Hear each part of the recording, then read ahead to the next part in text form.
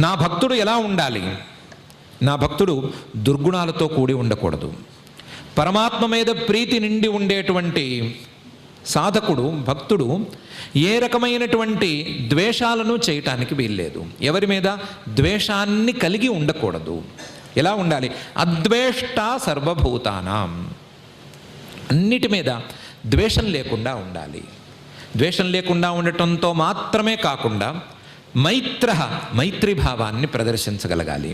కరుణ ఏవచ, ఆయా భూతాలు ఆయా వ్యక్తులు కష్టాల్లో ఉన్నప్పుడు వాటి మీద జాలి చూపించే స్థాయిలో ఉండాలి. మైత్ర కరుణ ఏవచ నిర్మమ. మమకారం మాత్రం ఉండటానికి వీల్లేదు. మైత్రీభావం ఉండొచ్చు, అలాగే కరుణ ఉండొచ్చు, కానీ మమతాభావం ఉండటానికి వీల్లేదు.